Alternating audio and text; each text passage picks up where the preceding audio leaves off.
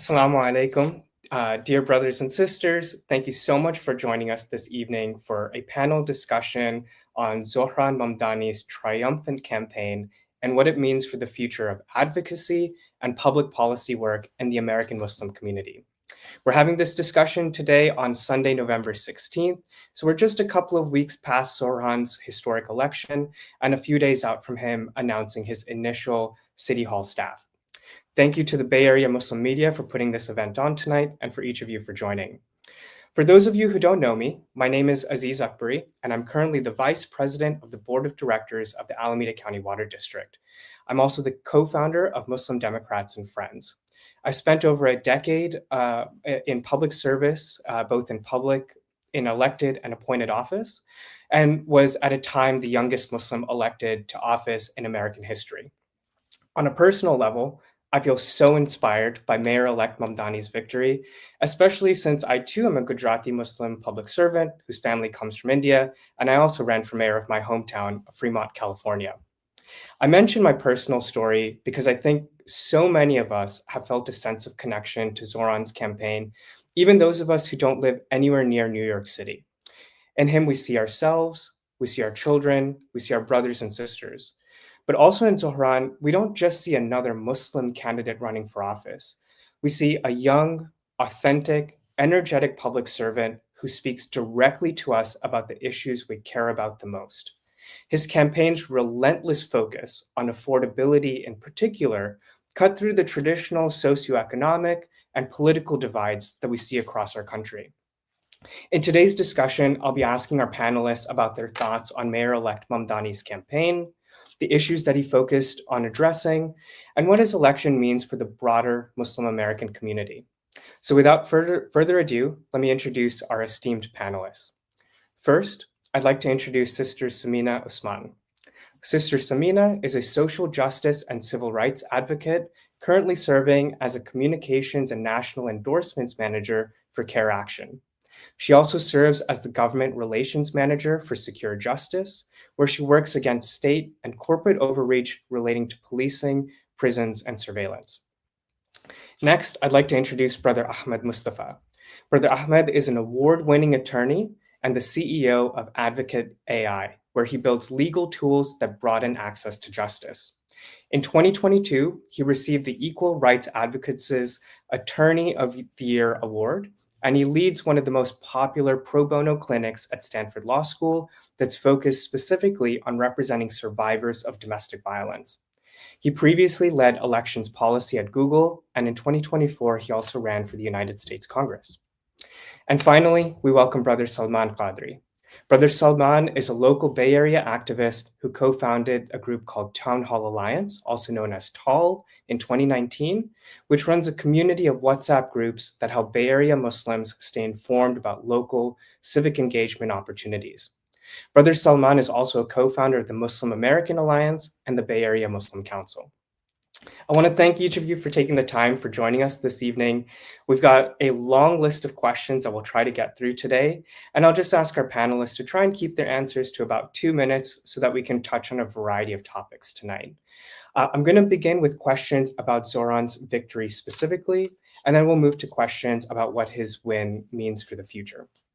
But I'd like to start just by kind of getting some thoughts from our panelists about what Zohran's historic win means for you and what it symbolizes for the Muslim American community, both inside and outside of New York.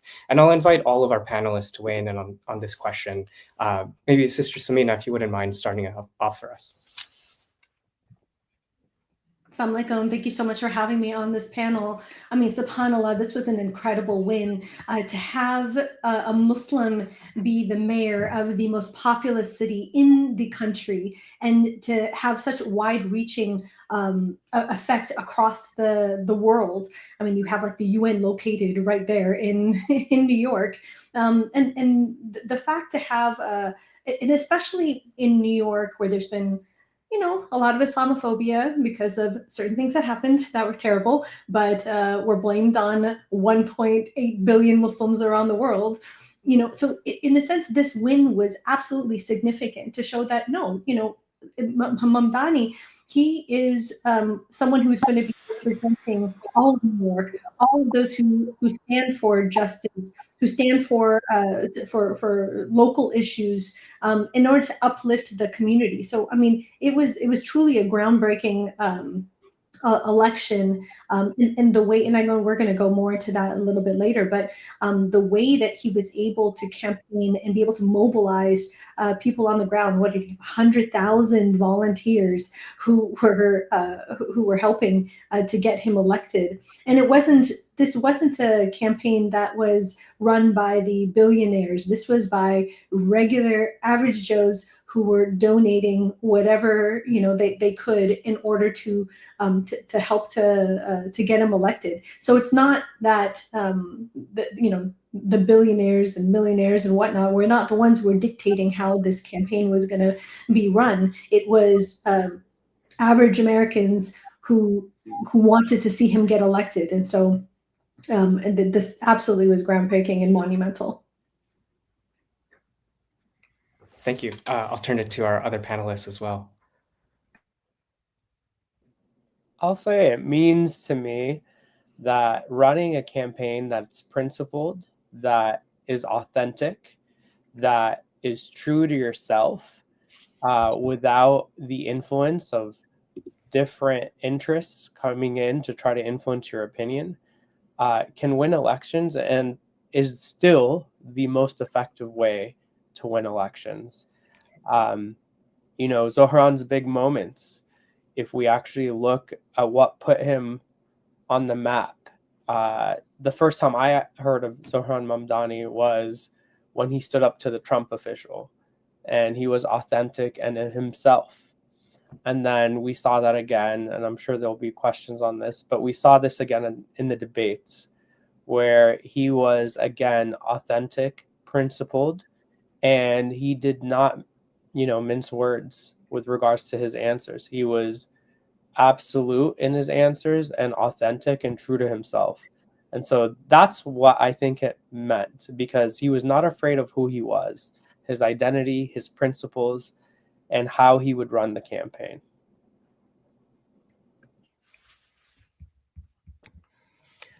Yes. Assalamu alaikum and Bismillah ar-Rahman ar-Rahim. What Mamdani's victory, what it means really, I had never imagined, I really had not imagined a world where there could be a Muslim president of America. For some reason, it just was something inconceivable. I felt that Americans could not vote for a Muslim at that kind of level. And suddenly, that glass ceiling has been shattered. Mamdani, of course, Mamdani himself can't, right? Like, he's not born here. But now you can see that actually that's just not true.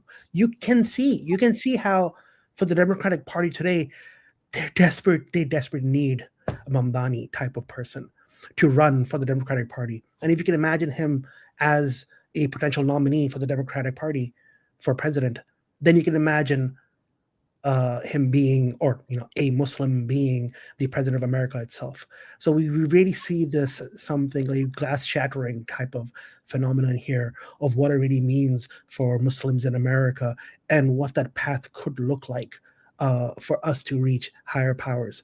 But certainly Mamdani himself, he is now the biggest Muslim in any kind of office holding position across America in terms of just the number of constituents. 8.5 million people live in New York. And what does that mean? That's bigger than Ilhan Omar, Latifah Simon, Andre Carlson, who did I miss? Latifah Simon, Rashida Tlaib. Yeah, Rashida Tlaib. All of them combined, right, would not even, maybe do half of that. This is a really, really big. And for any one of their districts, New York City had 1 million people voting for him. That's just a massive number. That's bigger than the entire constituency of Ilhan Omar, for example. So this is a really, really big deal. It means a lot for us, and we've been seeing its impact in terms of how all of a sudden our elected officials, even locally here in the Bay Area, now are looking at us. They realize they have to treat us with more respect. They have to look at us as really true partners, as an opportunity for them to be more successful, or a threat if they challenge us. So this is certainly an unprecedented moment for American Muslims across the nation. Now, each of you kind of touched on how Mamdani has kind of broken that glass ceiling, as we say, for what we think is achievable for a Muslim elected official. And I'm curious, in what ways do you think his victory will reflect a broader shift in American attitudes towards Muslim civic engagement?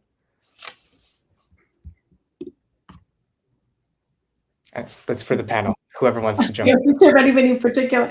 No, I mean, I think a lot of people who, again, could not imagine that somebody who, looked like them, spoke like them, ate like them with their hands or whatnot, could be in such a position. And also somebody who stood up for Palestinian rights. One of the things is that, and he did not mince words when it came to that issue. He did not back down from that or try to soften or whatnot. He spoke the truth, and the truth is that you have a population that is being massacred, and that there's a genocide happening. And so he, when the question was asked about Netanyahu and what would happen, I mean, he was very frank in what his answer would be, and that he would be arrested. So, I mean, the thing is that to have someone be authentic like that and speak authentically, and I think that really gave a lot of people in the Muslim community hope that, hey, they can also run for office and not have to shy away from these type of issues as well. And so I think a lot of people are going to look at this race and say, hey, you know what, I think I can also run. But here's the one thing is that he didn't just wake up one day and say, hey, I'm going to run. He worked towards it. He was involved in local issues, local politics, before deciding to jump into a race like this. And so he had really built his legitimacy by standing up for other people's issues, like the taxi drivers, and by engaging in a hunger strike. I mean, he didn't just talk. He walked the walk. He truly engaged in these type of issues, and that's why people trusted him and wanted to back him and wanted to support him. And so I think that's a lesson for all of us, that we can't just only work on issues that relate to us. We also need to work on issues like housing, like immigrant rights, like food insecurity, all of these broader issues, building relationships with labor. It takes a lot of work across the board, and engaging in many different communities in order to be able to gain that legitimacy before he decided to run. Yeah, I think for the Muslims, how the American public in general view Muslims, a lot of it is shaped really by the media. The media kind of defines who we are, what we are, maybe the news overseas, things like that. There's, it's interesting, but a lot of people are not really familiar with Muslims. They may not know a Muslim in their life. They may not have seen them. And for even those that have, they haven't really understood, what do we really stand for, and do we really integrate? Can we really integrate with the society, or are we just some a group that can never really become American? And so I think Mamdani shatters so much of that.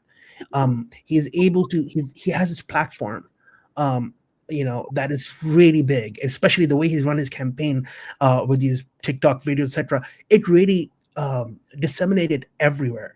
It wasn't constrained to just New York TV ads like traditional campaigns are. This was just so universal. His message, his TikTok videos and stuff, like a lot of them were they would connect to everyone all over the nation. In fact, all over the world. And so this allowed everyone, right, who may not have really experienced what a Muslim looks like, talks like, dresses like, a lot of these types of things, I think it really helped in a big way There will be challenges with it as well, of course. He comes in from a very progressive angle, very leftist angle. So those that are on the right might try to associate, oh, that's what Muslims are. And so we will have to navigate that, and we've seen some of the Islamophobia that rose during the Obama era, and so something like that can happen. But it certainly has been, I think, very helpful for us to be able to, for the people to kind of know, okay, that's what Muslim is, and they can integrate. They can be just like any other American, speak like any American, and care about issues that affect all Americans. Yeah, and I'll echo some of that and say Muslims are not a monolith. We come in, from different ethnic backgrounds. We come in different, social circles. We have different political views. And I thought what Mamdani was able to do so well, given what his background is humanize us. Unfortunately, there is a picture that was actually consistently attempted to be painted at Mamdani as a singular image of what a Muslim is. And that very hateful kind of image is cast down on anyone who identifies as Muslim, in terms of what their politics are, in terms of what even the Cuomo race were saying, you're not a real Muslim. So I thought what it did was, because he was authentic again and true to himself and who he was, with like his middle name being Kwame, having an upbringing from Uganda, and then coming here as an immigrant, that humanized him. His rap background, whether he likes it or not these days, was something that actually made people like him more. How he met his wife, which was on Hinge, a dating app, not Salam's. That humanized him to many people. And so what it does for Muslims going forward is it actually makes people want to listen to us, because now again we're treated as human beings. We're not cast into a prototype of what a Muslim is or what the perfect Muslim is. People should, and Muslims as well, when a Muslim candidate is running, should listen to that person's platforms, their opinions, like who they are, what their principles are. And Mamdani portrayed that so well for us in a number of ways. And many Muslims may agree with a lot of the things Mamdani is doing, and many may not. But what he was able to effectively do so well is to actually be unafraid of his identity as a Muslim, as someone of a Ugandan background, of a Desi background. He embodied that very well. I think each of you kind of touched on what I'll call his authenticity overall, and how his background kind of played into that. We hear candidates often talk about these quote unquote kitchen table issues like affordability, safety, education, but they don't seem to resonate in the same way that Zohran was able to resonate with voters. What aspects of his campaign or his campaigning style do you think just made him, one, more authentic, and two, made his policies seem more viable than other candidates who might talk about similar issues? I think one thing that's been really effective about Mamdani is his ability to really convert his platform policies into these really simple slogans that anyone can understand what the policy is and also really buy into. Yeah. In fact, he would kind of, during his speech, it was like, freeze and the audience would rand, it was like fast and free buses. It's just so, and that really does tie into authenticity as well, because people feel it's just so simple. Like every person feels like, I can connect with that. And you'll find that even the other side, like Donald Trump, that's kind of also his people thought he was authentic, right? And his message was like, build a wall, right? I mean, so having that type of thing. And I recently was talking to this candidate, they had this problem. Like, yeah, they have this platform, it's nice and all, but they're not able to translate that into this thing. Traditionally, what people have seen is, change we can believe in type of stuff, or make America great again, those type of like campaign level slogans, but they don't communicate everything. Change we can believe in. What is that like? What's the policy? And people like Kamala, what's her policy? No idea. But with him, it's just so freeze the rent, right? So instantly what that's about. So I'm going to let others speak more to it, but I think that was one of the big things that he was able to really deliver in a very easy way for people to know exactly. And didn't have a very big, long list of platform policies, like really, really simple, like maybe 3 or 4, and everybody could remember them and know what they are and connect to it and get excited by. I'll say that, 2 moments for his authenticity. One I alluded to earlier was him standing up. That was the first time I heard of him, to the Trump official. And that was very memorable. And I believe even at that moment, even though it was kind of closer to the election, he wasn't even in the lead at that moment. It was kind of like his awareness moment. And so people were like, okay, this person is like, for the people, but you might, I didn't, but you might be able to question, like, is this authentic or not? But one thing you can't question whether or not is authentic is, the questions that he got related to Israel, which were rooted in Islamophobia. Because the question itself was, which country would you visit? And then he said he focused on his theme, and he had a very clear theme, which is affordability. And his focus on his theme was like, kind of brushed the question aside. So they grilled him and they asked him, like, well, would you visit Israel? And then they asked him again, specifically on Israel, with regard to, do you believe in its existence as a Jewish state? And when he said a state with equal rights, that is not the politically correct answer. That was kind of a shocking moment for me to actually hear the authenticity in that answer, to stand on equal rights. That was I think that shook everybody who heard it. No matter where you stood on that issue, it was like it reverberated. Right. And its effect reverberates as well, because many politicians may not have been able to say that. And probably what it did is it gave them a license to follow. And that's leadership in a lot of ways. But that was a key and pivotal issue in this campaign that I think made everyone be like, wow, this guy actually is not afraid to stand on certain policies and platforms. Yeah, I think that was a pivotal moment for me when he was asked the question, where would you visit first? And he said, I'm going to be visiting the 5 boroughs. I'm not going to. Every single other candidate had answered, I'm going to be going to visit Israel because they have to, kiss the ring of of Israel in order to gain legitimacy as a candidate. And he's like, no, I'm going to be serving the people.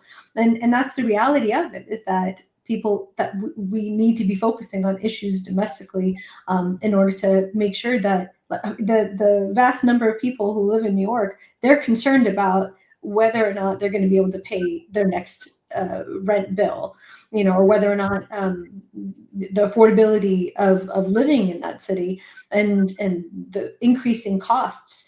And so that's one of the things I think really stuck out for me, was that he made it very clear he's not just going to answer whatever everybody else is answering. He's going to say, no, I'm going to be serving the people. And I think that was a huge momentous night when he answered that way.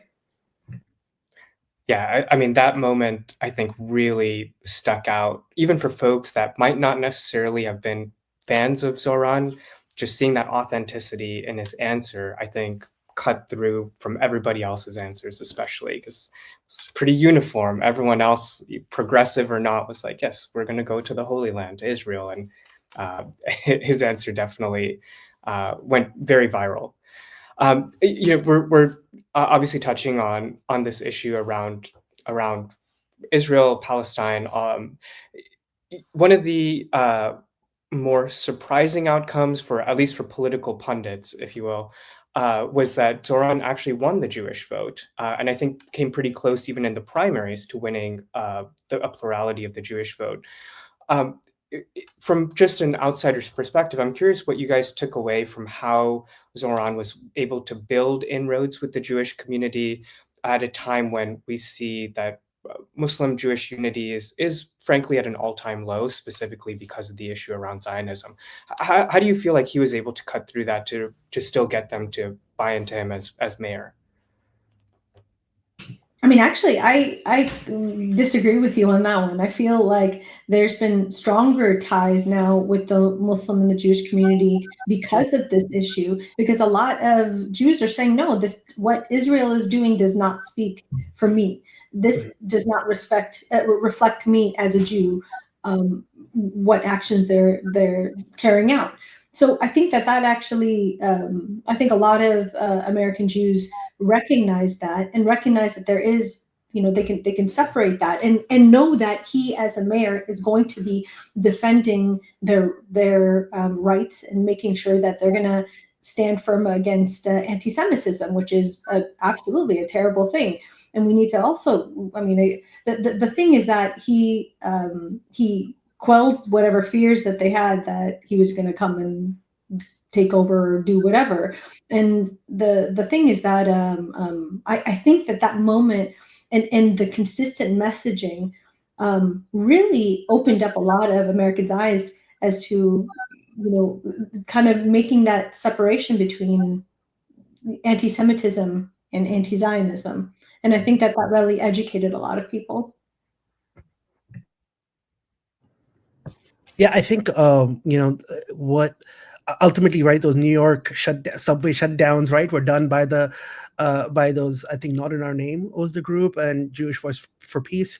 That was in New York. So definitely there's and then there's also really older kind of some of those, what is it, Herdrick groups, or more like Torah groups of the Jewish groups. There, a lot of them are in New York as well, and for them, they're also in general against the state of Israel for various reasons. So there's definitely a lot of that, but I think also he did really try to have this campaign that tries to reach out to all Jewish constituents, including those that oppose him. And he was very open about that he is going to listen to them all. And I think that was a very appealing message, where people who are progressive Jews, perhaps but are liberal Zionists that don't want to see Israel under the bus, but because he speaks to all the other issues that they agree on. And then he's also clearly not an anti-Semite, right, as others have been trying to make him out to be. They were like, okay, you know what, we would vote for him. So we did see a lot of that. Like he does come across very authentic when he speaks. Because what in that debate, what did he say? His first answer was, yes, I support the right of Israel to exist, right? And then it was a follow-up, as a Jewish state, and he's like, as a state for equal rights for all. Right. So he that being able, and I think it's a lesson for a lot of us, like, how do we deal with this question? He says, yeah, I support the right for Israel to exist. And that is a, somewhat a moderate type of thing. And it can appeal to some of those liberal Zionists, right? And get some of that. But he's also very clear. And it's something just, you can't even debate that, equal rights for all is just an American principle. And I think this also is a great example for all of us. Anyone trying to run for office, and not just Muslims, but even like our I've been telling some congressmen about this as well. Advising to say that, hey, you know what, this is how you can approach it, right? Just say that, yeah, we support Israel, with equal rights for all, and that is such a beautiful message and so American that you cannot really be faulted for it. Right. I'll also just say really quick that he made a lot of effort into going and visiting a lot of synagogues.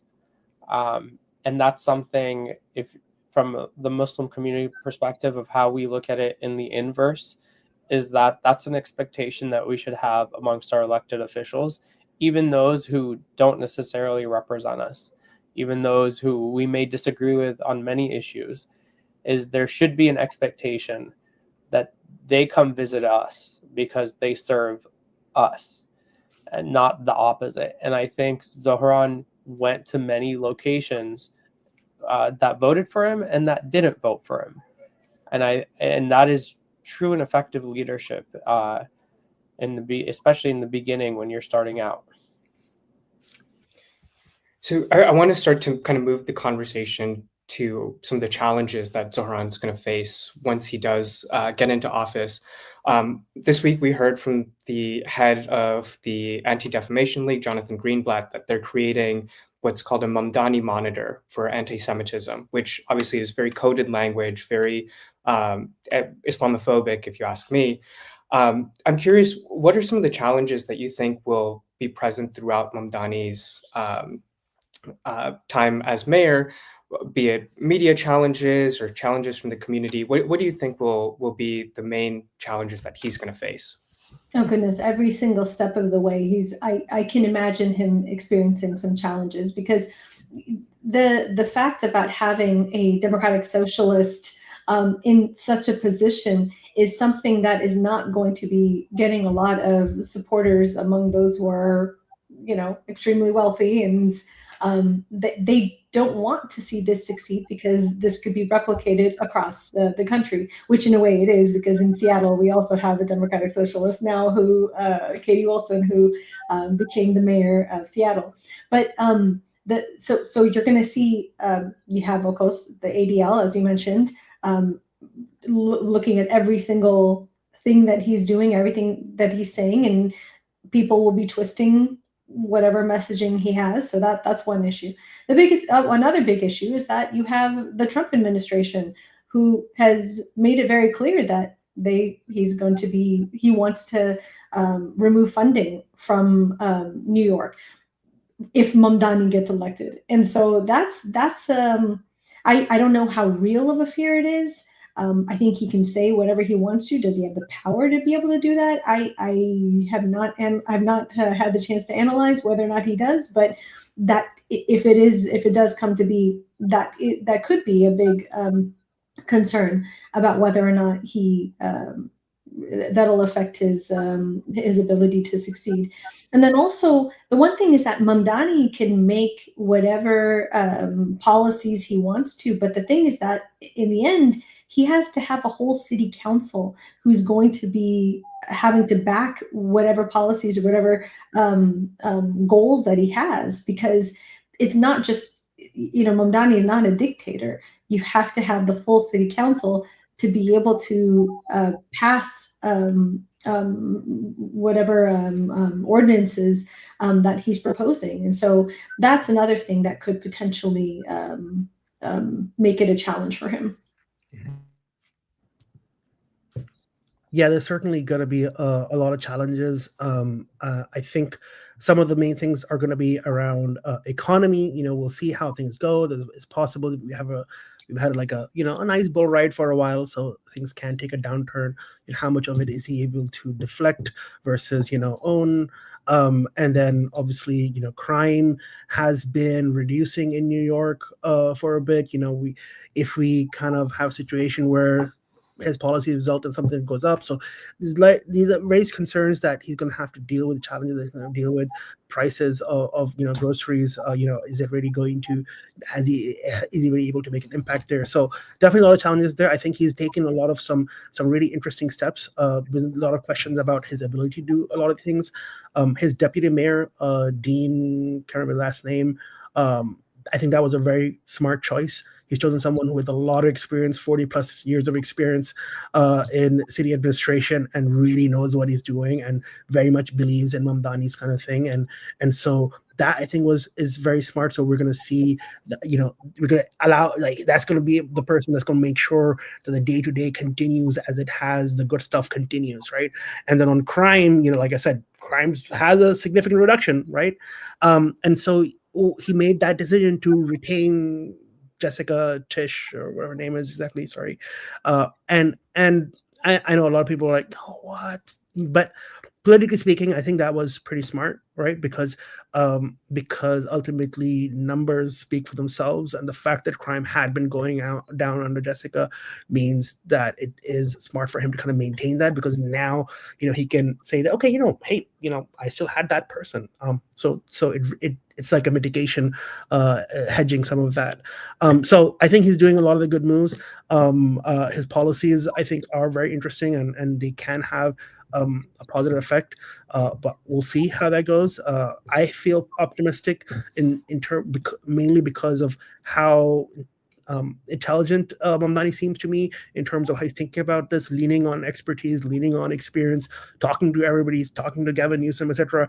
Like a lot of things that and his relationship with his governor, try to make sure he can get that budgeting in place. It's very challenging, but he's taking it seriously. He has a great transition team, Dina Khan, etc. That makes me feel optimistic that he is the type of person that is ready to meet those challenges. I'll say that anytime you have an ambitious individual who has very ambitious policies, that presents many challenges. One is really good policy sometimes, not all the time, but really good policy sometimes takes time to implement. And so the waiting period, people are not necessarily patient with regard to a waiting period for good policy to be implemented. One very good example for people to kind of like remember is the Affordable Care Act, which is like oftentimes deemed as Obamacare. A lot of the positive things that were implemented actually took 4 years to actually be put in place. Mm-hmm. And during that time, during that 4 years, many of the Democrats that actually worked to pass the Affordable Care Act got voted out of office. Because oftentimes the unfortunate thing about politics is you need to have good policies happen within 2 years, which sometimes isn't good policy. Sometimes it's policy that sounds nice. So that's the first challenge, is good policy takes time to implement sometimes. Hopefully, in this case, not. However, it sometimes does. The second thing that I think was alluded to by both Salman and Sameena is that Zohran now is going to become the scapegoat. So anything that goes wrong, he will be the first person that is blamed. And we see this happen across multiple different types of politicians with ambitious policies. We saw it happen in San Francisco with Chase Abudin, who was a progressive prosecutor. The moment anything happened with crime, his name was ultimately mentioned. The moment anyone saw anyone who was unhoused, it was, oh, this is Chase. My friend's a district attorney. People are like, do you have a job? Do you work? And so we saw that with Obama, and we're going to probably see it again with Zohran, is that anytime you have an N=1, a tragedy in New York, something bad happen, it'll be like, oh my God, this is what you get for voting for Zohran. And that is compiled with two different things, is that Zohran didn't get the support of the Democratic establishment. So you might see some of the Democratic establishment, which they shouldn't if they want to win the primaries, but they still might for their own races. Like Kelly Hochul, who's running for governor, is not going to support, apparently, in the buses. I don't know if that's true or not, but that was a recent report. Donald Trump from the Republican side said that he's going to try to minimize the amount of funding that can come into New York City to help him. So you're going to be having watchful eyes, like not just from the ADL. You're going to have a global Mamdani monitor for anything that goes wrong. And I hope that the way Zohran's able to answer it is through coalition building and through actual like effective policy and charisma and humility, and to be able to actually take accountability, because like you kind of see the patterns of where that went wrong with certain other progressives in other areas who just fell very fast. Because you're going to be the first to blame. If you're going to be ambitious and try to reform something and disrupt the status quo, then that's what's going to happen. So I want to just stick on the theme of challenges real quick, and I have a question specifically for Sister Sameena. The NYPD specifically has been, I would argue, one of the most Islamophobic police departments in the US, especially post 9/11. Zohran has chosen to keep on Jess Tisch as commissioner. I'm curious, in your experience, especially working with within that public safety sphere, how do you interpret that move? Is it more political? Is it cynical, or do you think there's some positive that can come out of that? No, I mean, I can imagine that it is probably a more of a political move, because again, to change so many things so fast, and then also as other I think Ahmed and Brother Salman had mentioned, if there is like an increase in crime, then it will be attributed to Zohran rather than the rest of the folks who are partaking. So it's going to be a challenge if he were to just completely have just fire everybody and then bring new people on. I think that I can imagine that it might be a smart move in order to just keep some parts there and then work with it. And then if it's not working, then then that can be changed. But that's something that needs to be worked on in terms of with NYPD, and as you mentioned, like the Islamophobia in terms of and again, there were so many multiple levels in New York and New York City of that type of Islamophobia with the surveillance machine that was occurring, and it built such mistrust between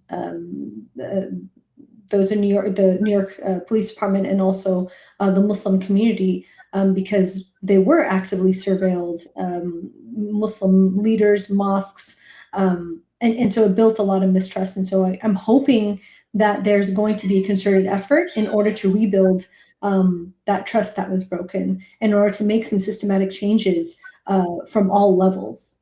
Yeah.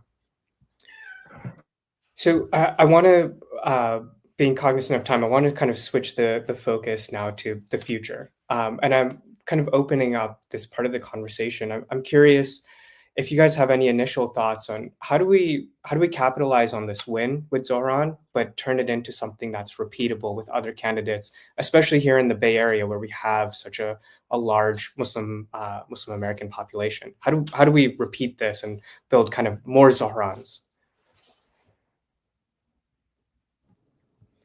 Yeah, I think there's a lot of there's so much to learn from Zohran, first and foremost, and I think it behooves anyone trying to think about running or anything like that.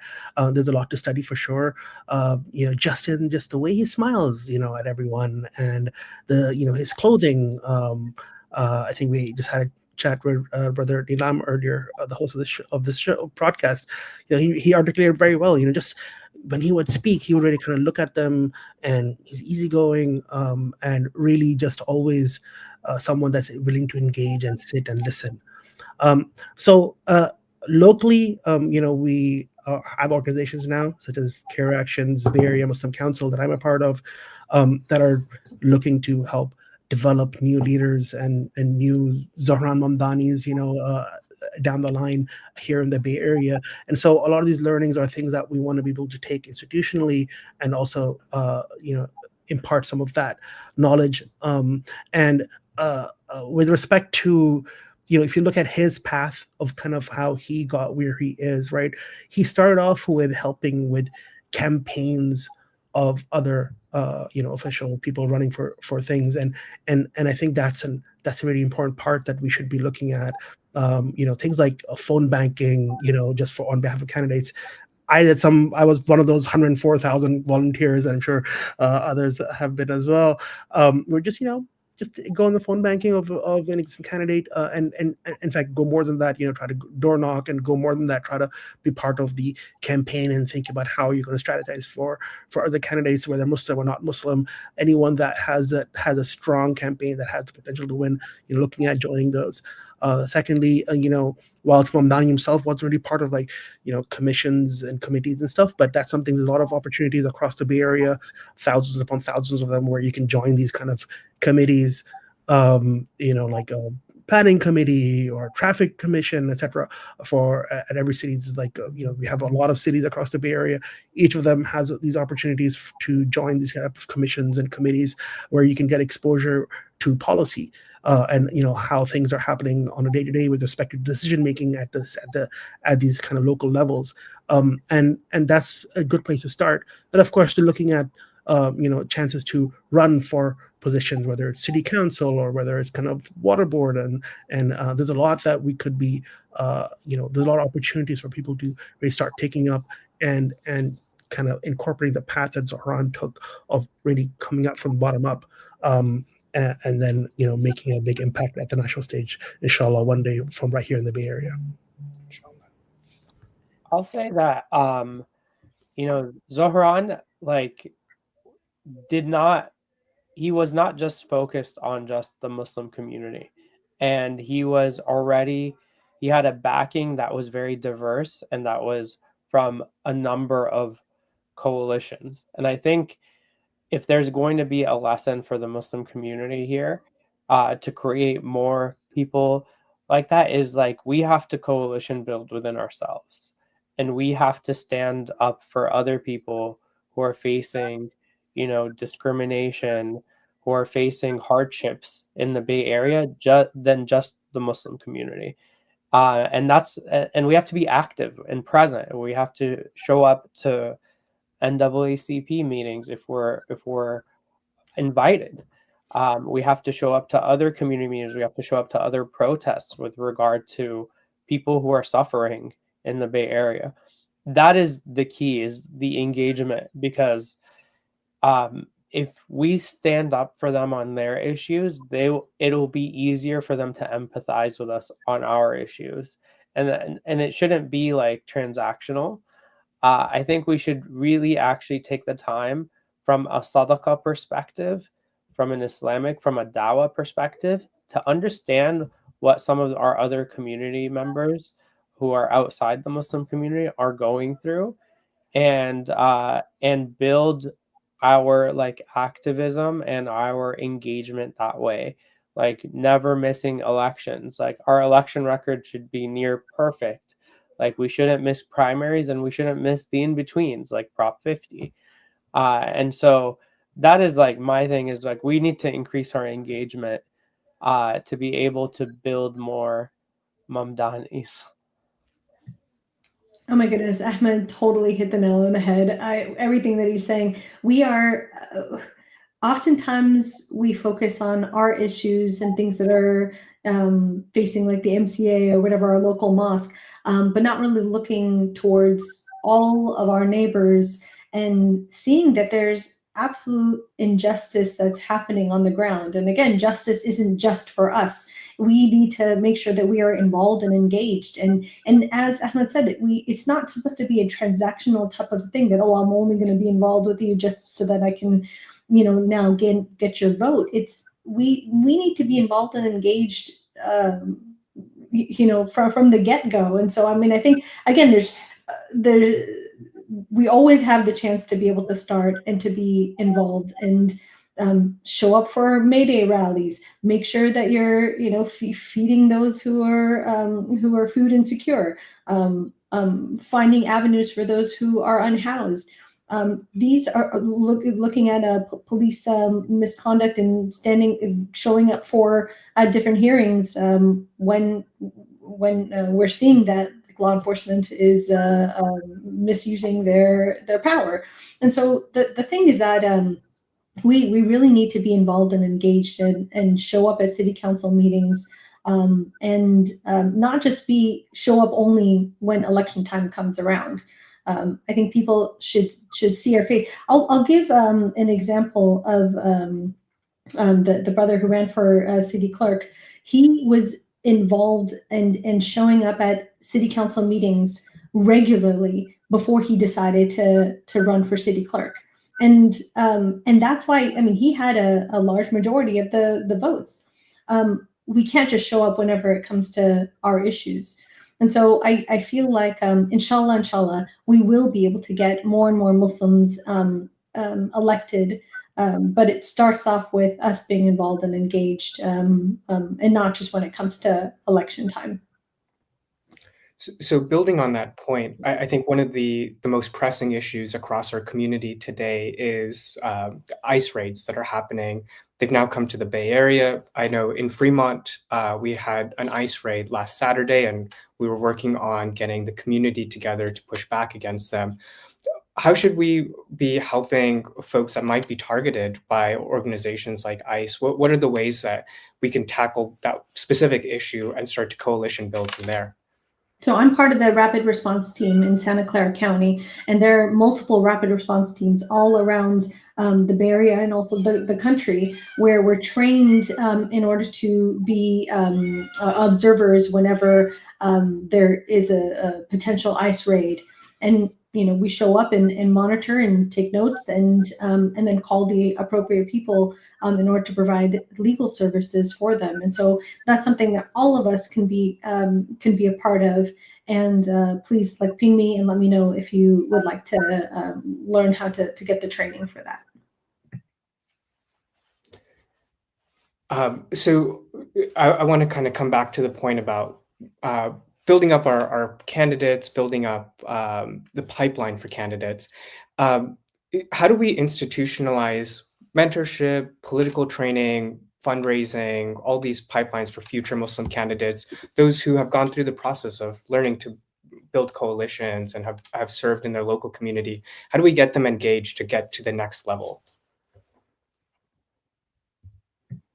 Well, just so that there are multiple ways. I mean, CAIR Action is going to be developing a program in order to help people learn how to run for office, learn how to fundraise, inshallah. So that's our plan. Other ways in order to learn is so in Santa Clara, which I'm living in, they have Leadership Santa Clara, where they teach you about all of the about how government is run and how the city is run. And so that can kind of help you get inroads into, eventually wanting to run for office. There's another program called Emerge, and it's for progressive women who are wanting to run for office. And that is an incredible pathway in order to learn how to run and also get that support system as well. Brother Ahmed, I would love to hear your thoughts on this too, especially since you ran for Congress. I'm curious how you approach that question.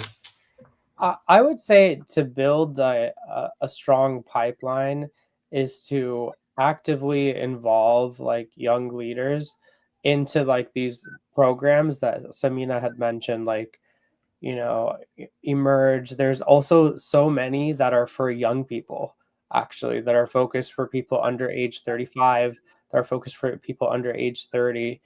And I think putting, starting programs where we need to also be better at starting programs where we can push certain individuals who are running for smaller local offices by fundraising for them, by hosting for them.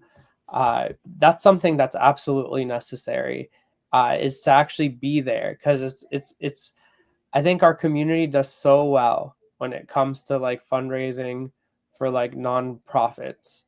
But I think sometimes it's when you're running for a lower office, maybe people are not as excited about you, and maybe people are just like, oh, I can give this person $5.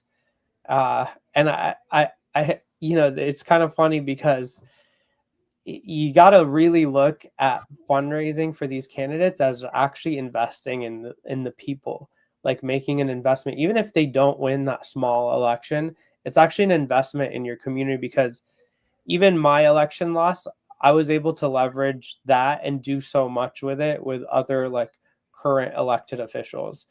And even in losing those smaller elections, those individuals, we have to train them such that even if they lose the election, not to disappear, but to actually remain involved and leverage their political capital that they built to be able to do more.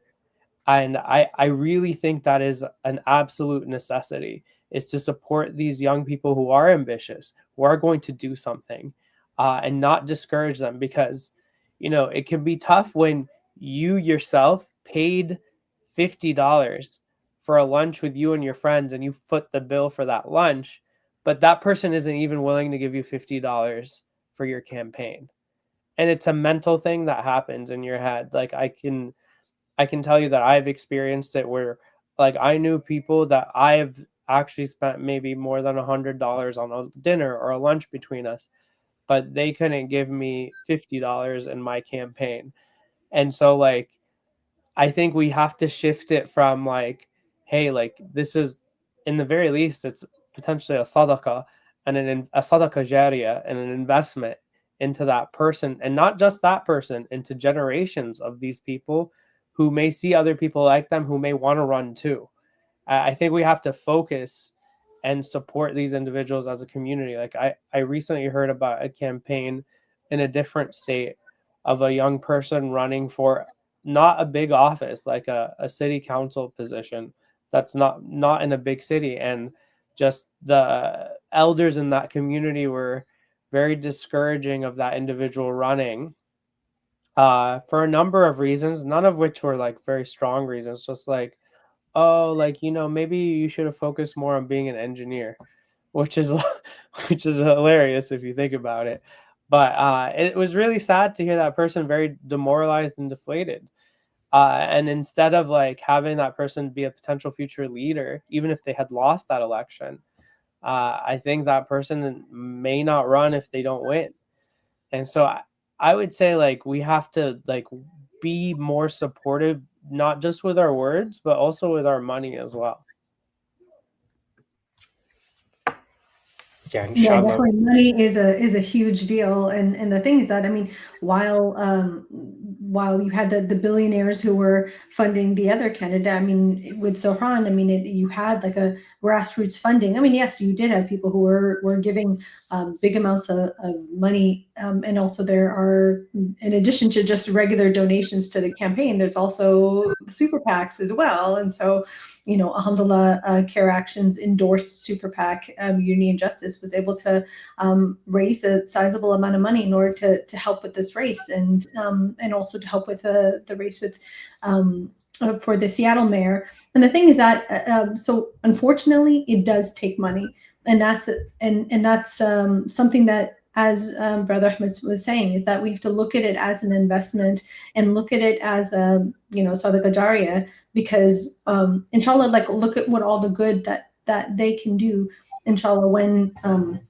if and when they get elected, and it's looking towards the future. And so inshallah, I think that I'm hoping that our community will recognize the importance of running for office, of supporting candidates, and also likewise, I wanted to mention that when we do support a candidate, people, they remember what our community, you know, has done for them. And forget about also just donations. It's also about campaigning, you know, showing up for phone banking, showing up for door knocking and whatnot. People remember that, and so that's another important way in order for us to build that political power within our community. And if people are not ready to decide to run for office, I mean, volunteering for a campaign is an incredible way in order to get your feet wet and see whether or not this is for you, and if they can indeed run a campaign for themselves. And so I think these are all ways that we can be politically involved and engaged. I'll say I wanna that. Sorry, go ahead. Sorry. Yeah, I want to add that there are a lot of unappointed positions across the Bay Area as well. And in fact, the amount of unappointed positions exceed the number of elected positions. Mm-hmm. And it's really, I think Ahmed, you mentioned earlier, you know, as Muslims, right? And if you look at the life of the Prophet Muhammad sallallahu alaihi wasallam, he was serving the people at all times, and, you know, serving our people, serving the community around us, the area that we live in, Muslim or non-Muslim, whatever, irrelevant. It's about, you know, us giving back to the community that we live in, making the place a better place. If you see a rock on the street, you move out of the way. That's a charity. And so if you have a pothole, you know, let's go fix that, right? So I think that mentality of servitude is something that we should have as Muslims anyways. And there are plenty of opportunities, without even having to raise any funds, etc., just volunteering your time to really making an impact. And when you do that, that builds that credibility, that builds that resume, and that builds that understanding of local issues and policies, such that next time when you do want to run for something, and when you go and do ask some donors, Muslims or otherwise, hey, I want you to fund me, right? If you think of a perspective, we're all in the Bay Area here with Silicon Valley, a lot of us are investors. We're investing in the person, right? And like, okay, why should we invest in you? Why should I give my money to you? Like, what, you have to show something, right? And so I think there's a lot one could show just by sheer, like, volunteering your time and doing service, whether it's with other communities, perhaps at protests, or there's various volunteering for things. There's a lot of options one could be doing with respect to demonstrating that they are someone worthy of being invested in. And inshallah, if you take that approach, you will also improve your winnability number. That's the number one thing people are looking at. I've done a lot of fundraisers, and we have to be picky sometimes because we have a lot of candidates and we have limited donation fundraiser pools, and so one has to prioritize. And the number one metric for prioritization is around winnability, right? And of course, people get it wrong all the time, but what that means is, what do you have to offer? What have you done? Do you really have that desire to serve and help and make an impact? And so I think there's a lot of opportunities, and so I'm part of one organization called Bay Area Muslim Council. They do trainings as well regularly at various locations, where people can here's these commissions, here's committees that you can apply to, here's how to do it, here's how to fill out the forms, and so there's some of that now starting up. But yeah, feel free to reach out. I think any of the people here on this call, would be great resources that would be able to help guide any kind of young or old, whoever, like somebody who's interested in this path. Please do reach out, because there are a lot of options instead of like jumping for very high office positions that one could do towards building a much higher case for that winnability aspect, so that you are able to really attract a lot more funds when it comes to fundraising stage. I resonate so much with what you all shared. I myself started out as a volunteer for a campaign when I was 12 years old, and that candidate remembered that each time I showed up to a city council meeting, that's how I got into appointed office before I got into elected office. So what you guys shared about that pathway to how you can get into public service, I resonate so much with that. So I do want to be cognizant of time. Final question for each of you. If you could set a core priority for the Bay Area Muslim community and our approach to civic engagement over the next decade, what would that be, and what would success look like for you? Is it based on the number of people we get elected and appointed, or are there other metrics that you think would define success? I'll say, like, for me, I would say the biggest thing is having an informed electorate. And what I mean by informed electorate is like the community knows who the candidates are, they know what's on the ballot, they're informed about what's on the ballot, and that they vote.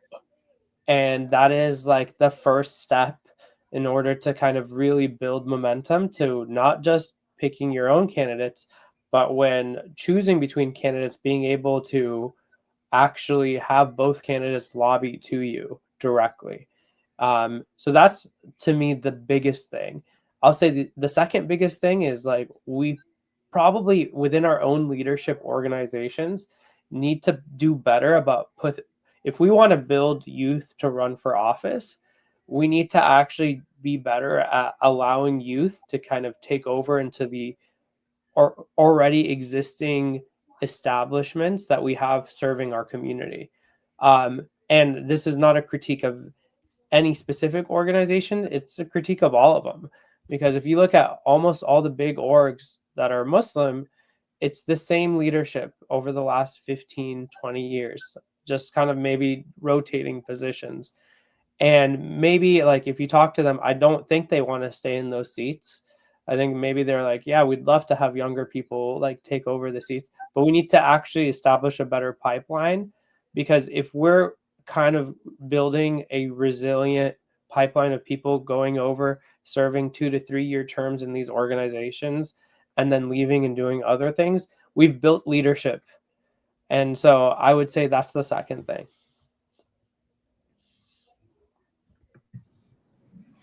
So, as you know, I'm working as a communications and national endorsements manager for CAIR Action, and what we're doing is our organization, we're working to engage, educate, and mobilize Muslim voters across the country.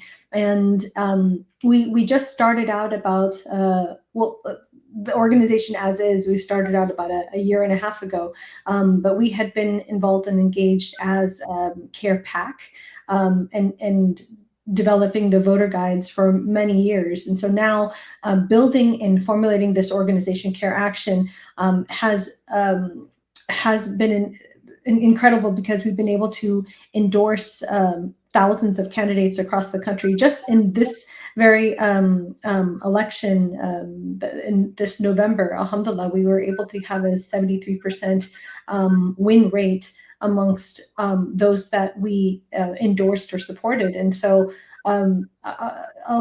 inshallah, we're working to make sure that the Muslim community is informed of the candidates, and also to have the candidates, come to us. I mean, we've been getting so many requests from candidates who want our endorsement, and we don't just give our endorsement just because people ask for it. They have to work for it and earn it, and make sure that they're aligned with our community's values and interests as well.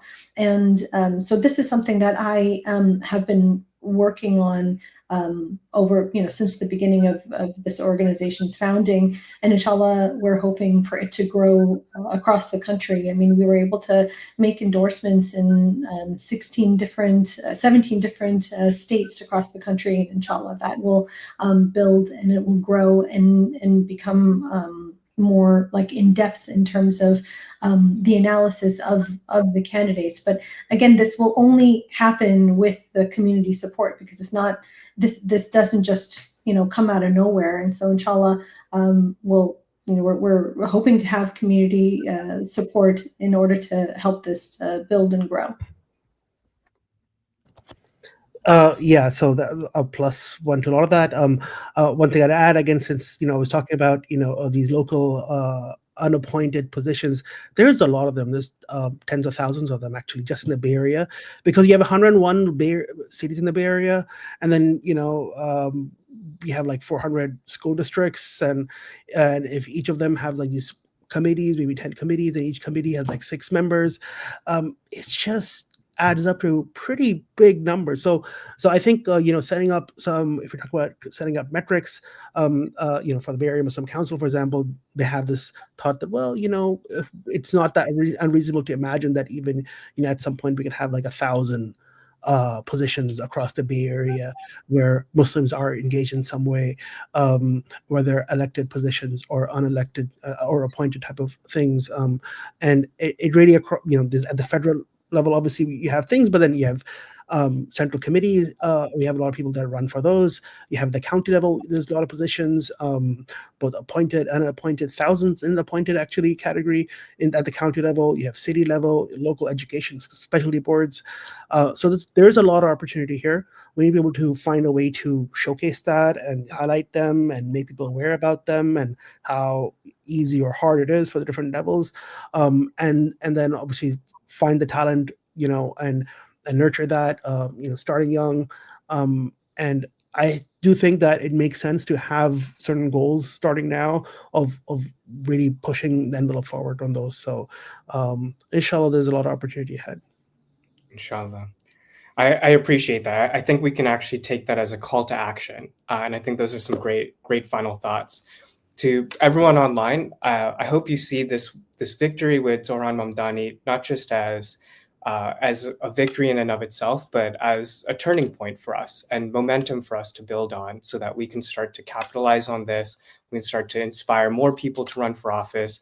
We can build coalitions with other communities, and inshallah, we'll hit these metrics that we're setting for ourselves. With that, I will conclude today's discussion. Thank you again to each of our panelists, Brother Salman, Brother Ahmed, Sister Sameena. Really, really fascinating insights, and I hope we can continue conversations like these, and we'll have more victories like these to talk about. So with that, thank you, everyone. Assalamu alaikum. Hope to see you on the next discussion. Jazakallah khair. Assalamu alaikum. Assalamu alaikum.